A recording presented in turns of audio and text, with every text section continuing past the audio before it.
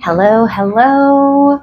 I am Dale, also known as the Witch of YYC, and I'm talking to you about the ongoing spiritual war. I'm not sure if you could hear that siren right now, but that was pretty interesting that siren just happened to pass by right as I'm opening, right as I'm starting. I think because there are a lot of alarms going off right now in the world. I do keep I pay attention to current events and the news and kind of what's going on there, but I try not to let that influence or color my views, my opinions too much, because personally, I'm of the belief that a lot of the stuff that we see in the news and the media is scripted. It's part of that spiritual war. It's part of the mind control, right?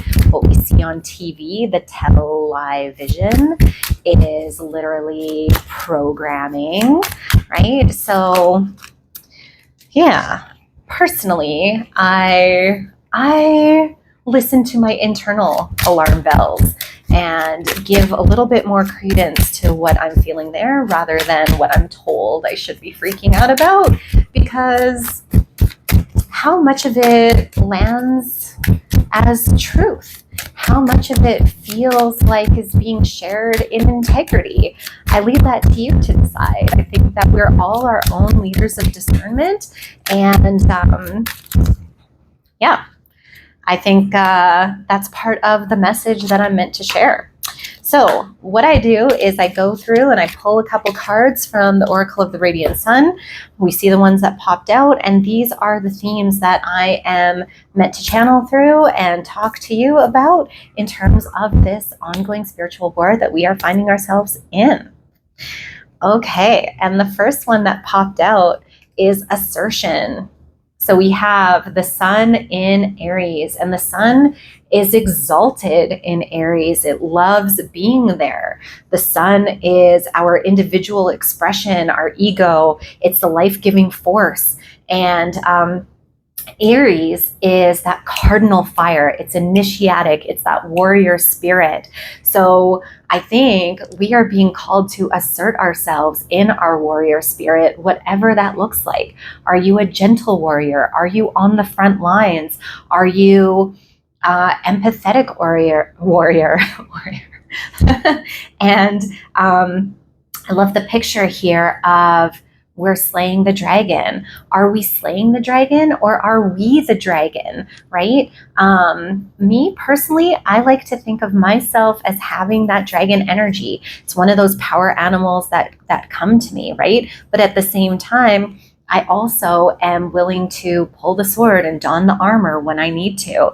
And I think that this is calling us to find our power within and to find that passion, that drive, that motivation, that assertion, right? When it comes to standing up for what we believe in and being ready to join the battle. I think we all have gifts that are given to us for a reason, and we all incarnated at this time for a reason. And if you're watching these videos, it's because you likely feel the same and you're looking for a way to assert yourself in this battle, in this war, and to either slay the dragon or to be the dragon.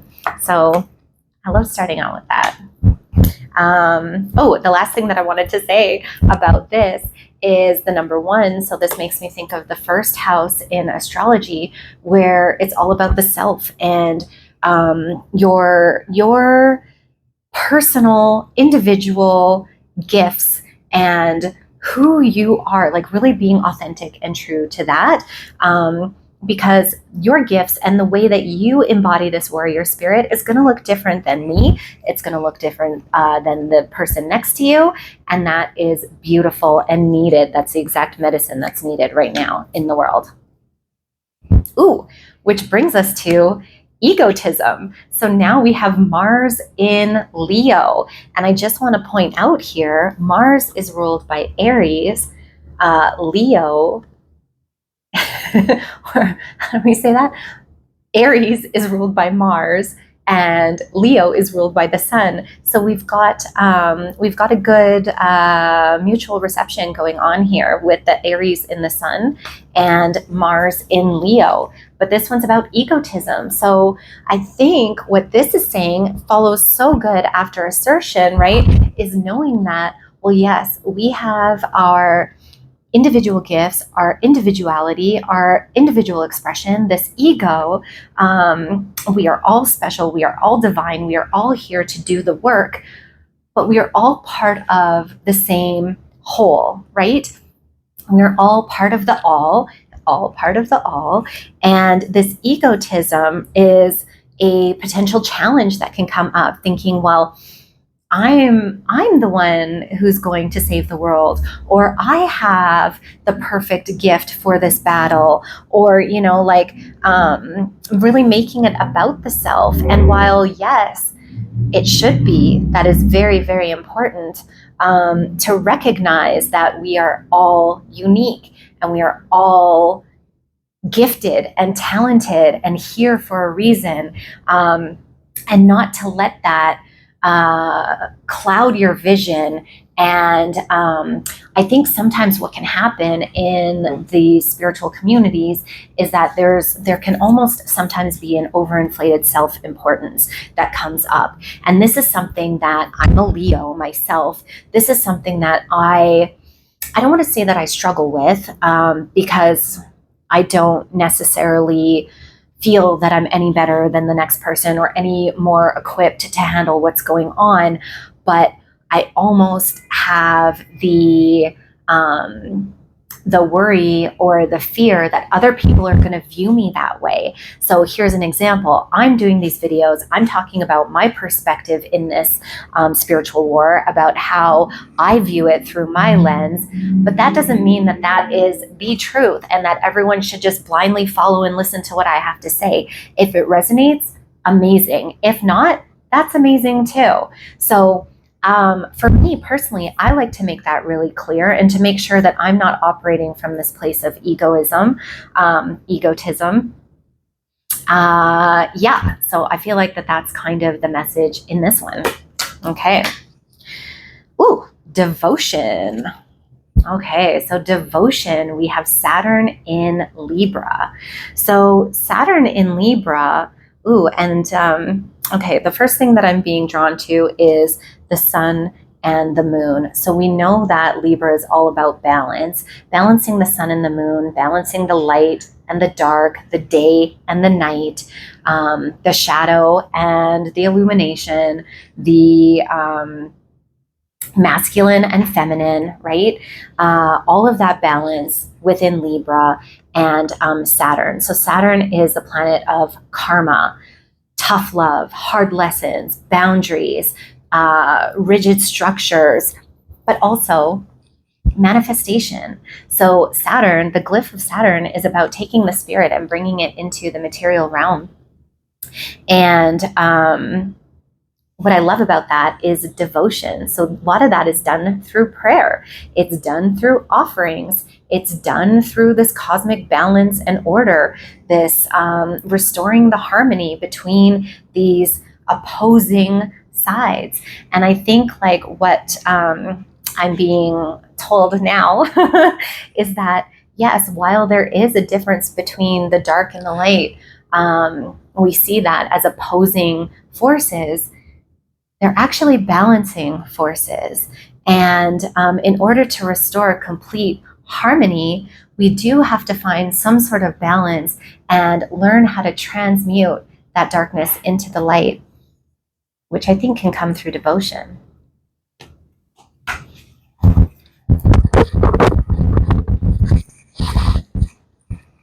Okay, I had to pause for a second. It sounded like someone came into the shop, but no. Okay.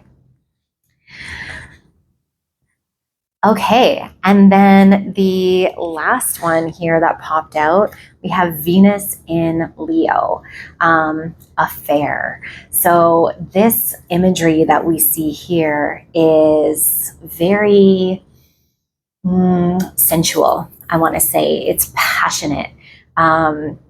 And what I'm thinking of is having this love affair with the self. Venus in Leo. So Venus is our relationships, it's our value, it's our self-worth, it's our relationship to money and to comfort and pleasure and sensuality and all of these things. And Leo is that ego expression. It's the self, it's the individuality. And are you having a love affair with yourself? So again, kind of going back to this assertion, to this egotism, to those themes that we explored earlier, but doing it in a way where it's coming from a place of love, where it's coming from a place of acceptance and even this devotion too, right? Are you fully accepting and embracing yourself and your gifts and where you come from? We are spirit and we are material. We are the sky and we are the earth. We are the stars and we are the elements, right? So to me, this feels like this affair, this embrace, this seduction of the self and the internal and the external, and feeling really confident and bringing that forward and meeting people the way that you meet yourself in this loving, beautiful embrace, right? And the thing that I like here too is showing the mirror. So, Leos, we're often like the shadow is that we're vain, that we're self-centered, that we want to be in the spotlight, that it's all about us, blah, blah, blah. But, oh, my hair goes crazy. Oh, hopefully you guys could hear me. Sorry that was over the mic. Oh my gosh. But the thing that I love the most about this mirror is realizing that because we are the all, because separation is an illusion, every single person you meet is that mirror for you. And when you're looking at someone else, you're really looking at yourself. When you're looking at the earth and the environment around you, you're looking at yourself. And when people are looking at you, they are looking at themselves. So are we looking at people with this compassion? Are we looking at ourselves with compassion? And yeah, all of that combined feels like that is the message of this one here. Amazing. Okay. I like to pull a chakra card. I work with the chakras, so that's one of the things that I have been drawn to personally over the past few decades. And I do work with my clients with their chakras because each chakra has a positive and negative expression. Again, that balance between the polarity, and I feel like we can learn a lot based on where emotions are being stored in the physical body, but also in the auric body as well. And yeah, this is just something that I'm personally really drawn to. Card number 44. So we have presence, awareness, attention, reality, connection. So I feel like this is really, really following the theme of the other cards that came out about this connection and awareness of the self and being present in the moment and meeting people where they're at and, paying attention to where we're putting our attention. And the thing that I love about the imagery here is the bee. So let me know in the comments if this is like one of the signs and synchronicities that have been coming up for you lately. But for me and my community and my friends and the people I talk to about this kind of stuff, the bees, butterflies, insects, spiders have been really coming through, and there's something about their frequency. So we know that bees are kind of a scientific mystery, how their wings are so small and their bodies are so big and they shouldn't be able to fly. If we look at it in a scientific way, they're very magical and mystical. And also they buzz at one of the highest frequencies, and it's a very healing frequency as well. And honey, which they produce, has a very high vibration as well.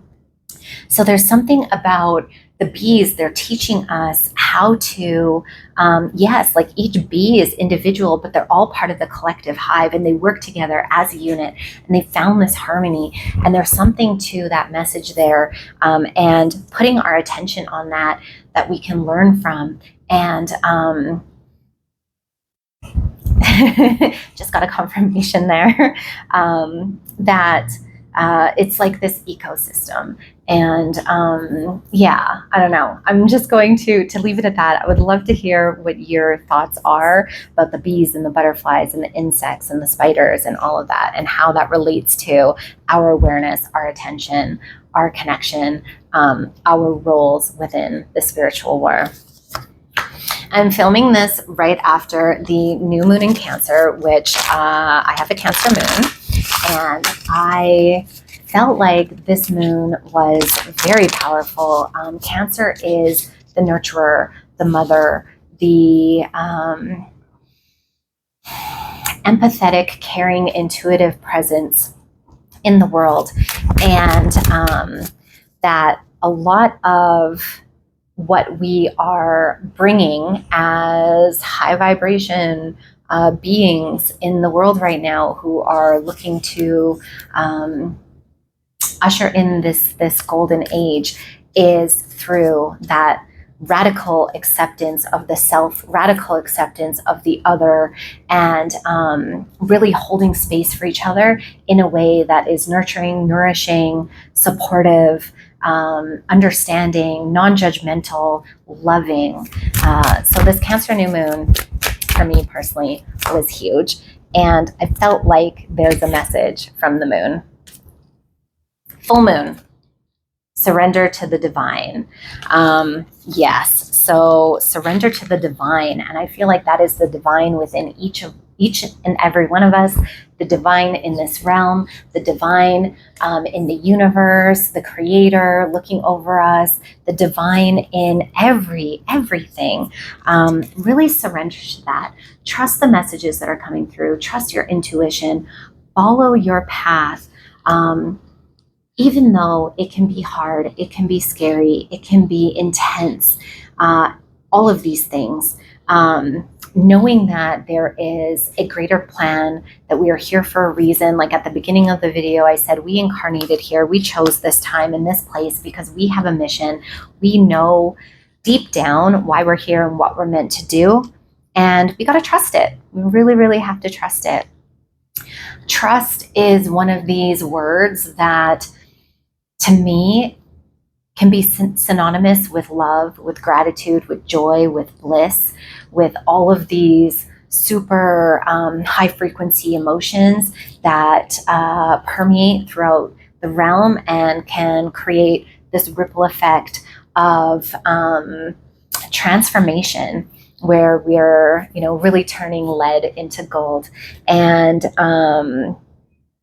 yeah, I love that this message came through. And full moon is about the completion of a cycle. I'm actually really looking forward to this full moon in Capricorn, marking the first 6 months of this year, which to me have felt like decades.